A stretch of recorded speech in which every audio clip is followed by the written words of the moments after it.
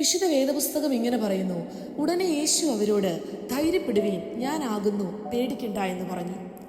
യേശുവിന്റെ ശിഷ്യന്മാർ പടകിൽ അക്കരയ്ക്ക് യാത്ര ചെയ്യുന്ന സാഹചര്യത്തിൽ കാറ്റ് പ്രതികൂലമായി അവരുടെ പടകിന് നേരെ ആഞ്ഞടിച്ചു.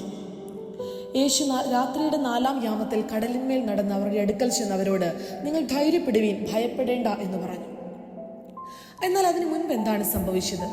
ആ പകലിലെ ശുശ്രൂഷയ്ക്ക് ശേഷം പുരുഷാരത്തെയെല്ലാം പറഞ്ഞയച്ചിട്ട് യേശു പ്രാർത്ഥിപ്പാൻ തനിയെ മലയിൽ കയറിപ്പോയി എന്നാണ് അവിടെ എഴുതിയിരിക്കുന്നത്. പ്രിയമുള്ളവരെ, ദൈവം നമ്മെപ്പറ്റി ആഗ്രഹിക്കുന്നതും ഇത് തന്നെയാണ്. ജീവിതത്തിൽ ഒത്തിരി തിരക്കുകളിലൂടെ കടന്നു പോകുന്നവരായിരിക്കാം നാം.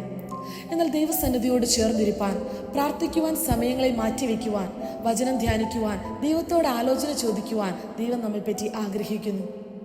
അങ്ങനെയുള്ളവരുടെ ജീവിതത്തിൽ നടക്കേണ്ടുന്ന വഴി ഉപദേശിച്ചു തരുവാൻ ദൈവം വിശ്വസ്തനായ ദൈവമാണ്. അതുമാത്രമല്ല, ഭയപ്പെടുന്നവരുടെ ചിലരുടെ ഇടയിൽ നിന്നുകൊണ്ട്, പ്രതികൂലങ്ങൾ അഭിമുഖീകരിക്കുന്ന ചിലരുടെ ഇടയിൽ നിന്നുകൊണ്ട് നിങ്ങൾ ധൈര്യപ്പെടുവീനെന്ന് അവരോട് ശക്തമായി പറയുവാൻ ദൈവം നമ്മുടെ അധരങ്ങളെ ഉപയോഗിക്കുവാനായിട്ട് ഇടയായിത്തീരും. പലപ്പോഴും നാം മറ്റുള്ളവരിൽ നിന്ന് പ്രാർത്ഥന ആവശ്യപ്പെടുന്നവരാണ്, അത് നല്ലത് തന്നെ. എന്നാൽ ഈ നാളുകളിൽ നാം വ്യക്തിപരമായി ദൈവസന്നിധിയോട് ചേർന്നിരിക്കുവാൻ, പ്രാർത്ഥിക്കുവാൻ, വചനം ധ്യാനിക്കുവാൻ ദൈവം നമ്മെപ്പറ്റി ആഗ്രഹിക്കുന്നു. അതിനായി ദൈവം നമ്മെ എല്ലാവരെയും ഉപയോഗിക്കട്ടെ.